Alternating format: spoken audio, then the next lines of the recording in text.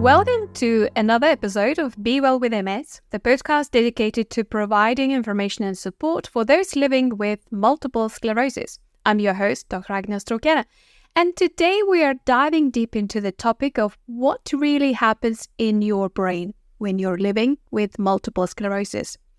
We will explore the biological mechanism underlying the disease progression and discuss various imaging findings that help us understand the condition better. But you don't need to worry. We will break it down into patient-friendly language with analogies to make it easier to grasp. So let's get started. Living with MS can be challenging, but understanding what's happening in your brain can empower you to take control of your health. So let's start by discussing the different types of white matter lesions observed in multiple sclerosis. One type of lesion is called focal lesions. These are like tiny potholes that form in the outer layer of the brain, shown as the white matter. Imagine your brain is a busy city with countless roads connecting different areas.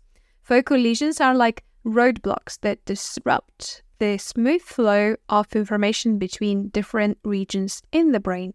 These lesions are usually initiated in the peripheral area of the brain, usually outside the brain. Another type of lesion we see is the slowly expanding lesion.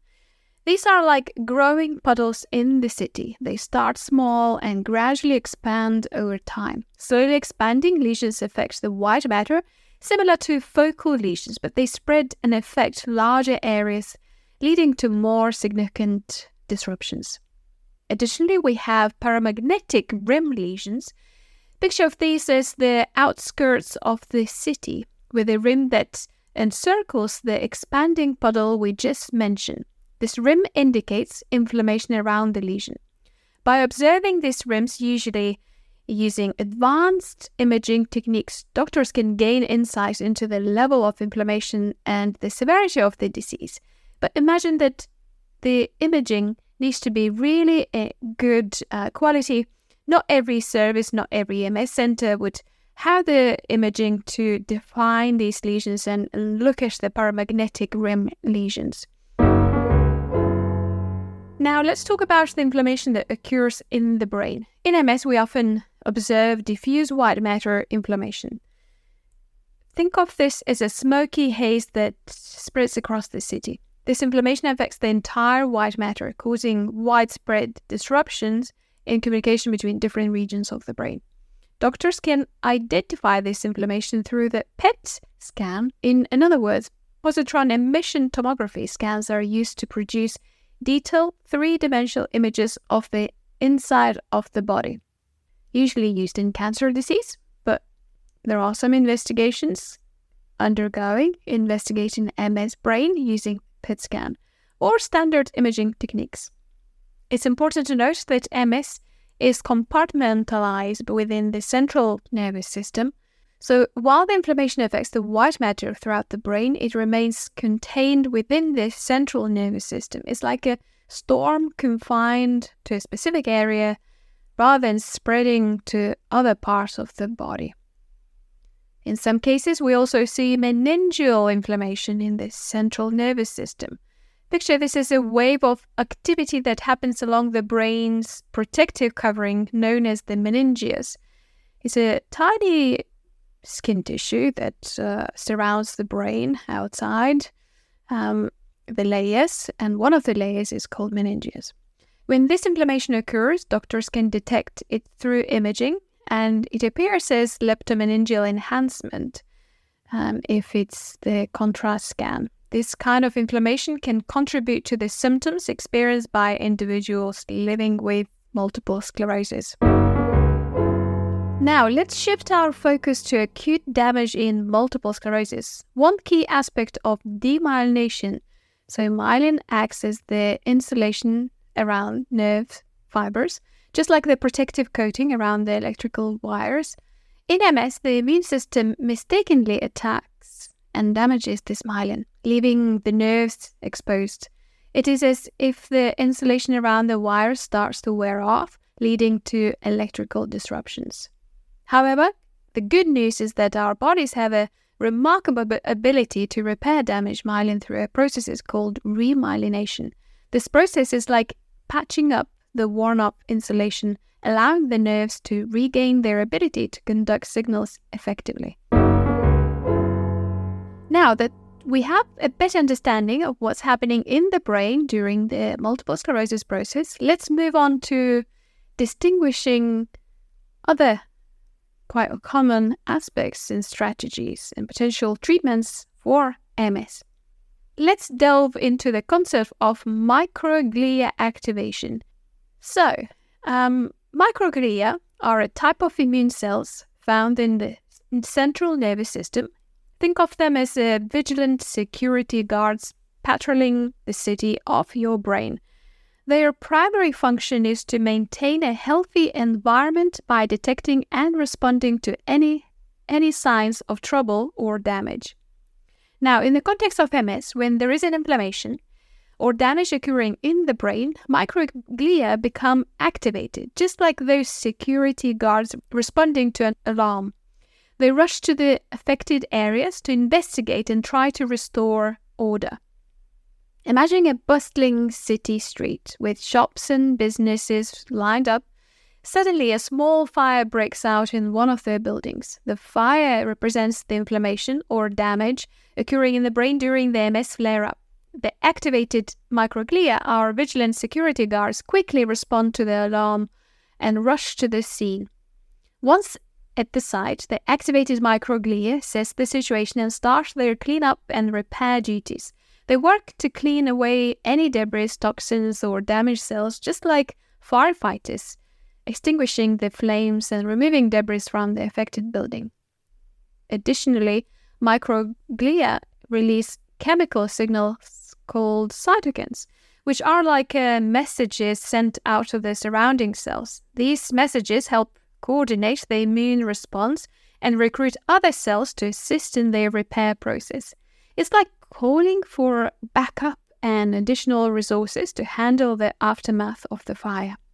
However, in MS, sometimes the immune response becomes dysregulated. Instead of resolving the inflammation and promoting healing, the activated microglia can contribute to ongoing damage. Think of it as the firefighters accidentally spraying water on the wrong areas or accidentally damaging neighboring buildings whilst trying to put out the fire.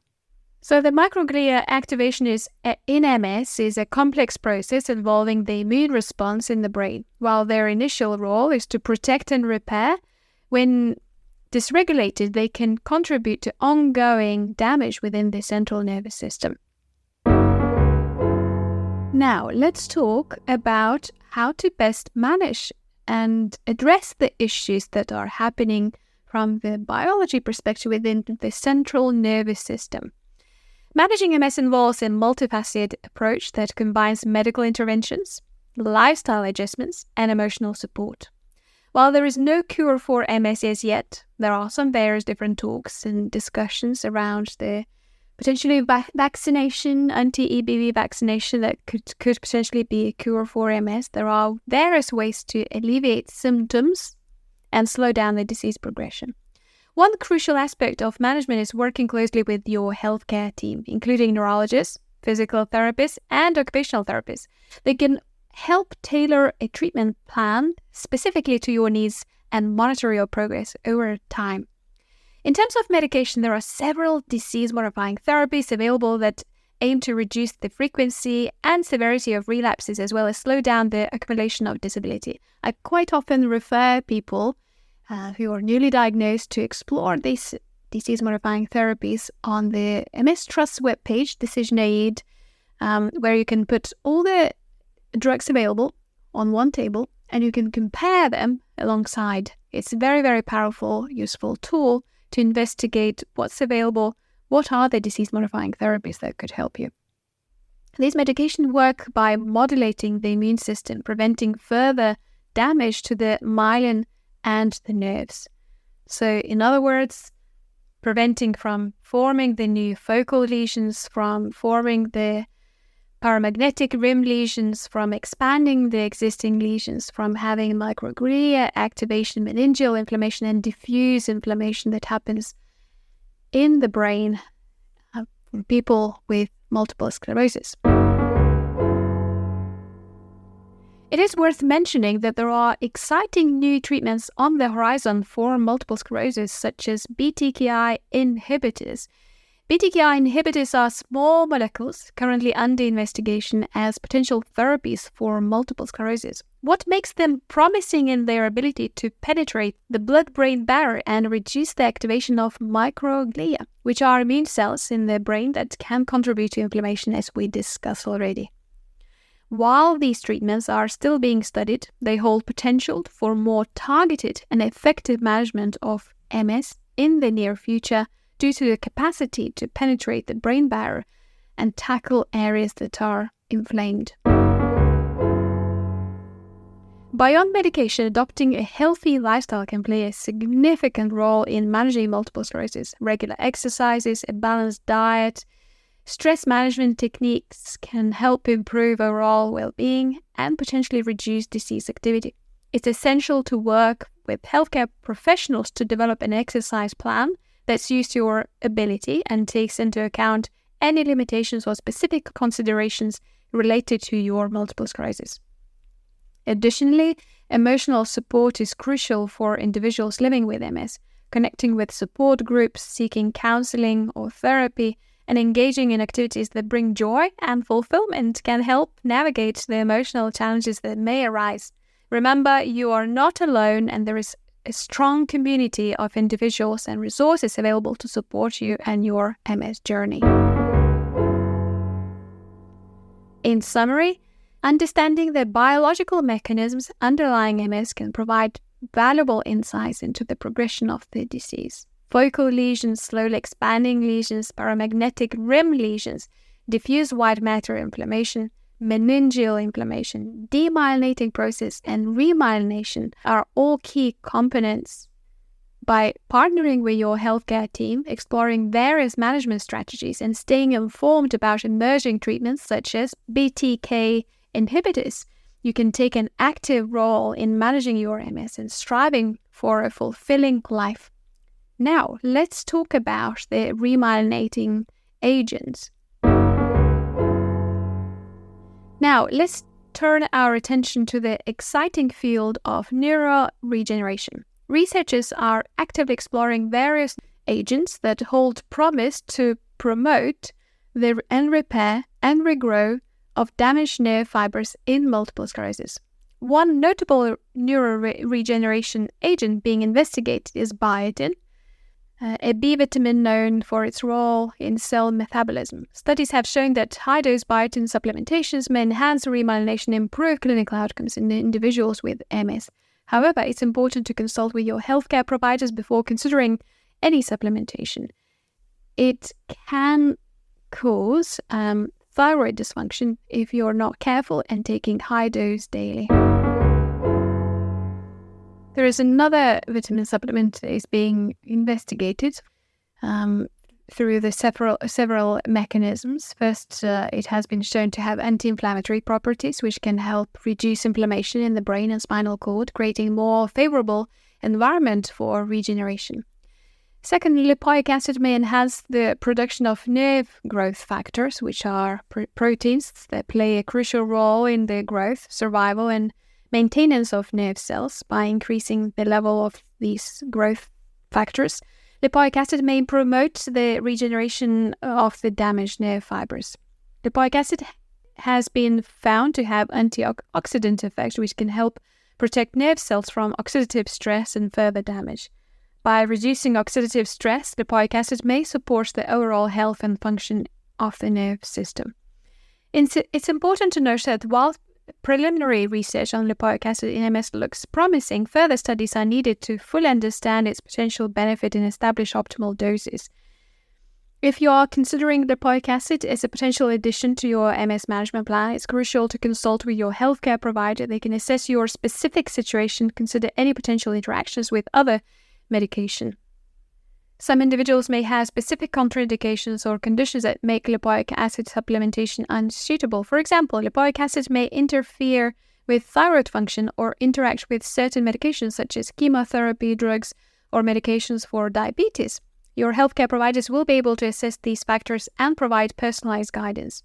In addition, it's important to note supplements are not regulated in the same way as medications, and the quality and purity of different brands can vary. If you decide to take lipoic acid, it's advisable to choose a reputable brand and discuss dosage recommendations with your healthcare provider. As we come to the end of this episode of Be Well with MS podcast episode, where we talk about the underlying biology and what exactly happens in our brains when we develop MS and when MS starts progressively getting worse.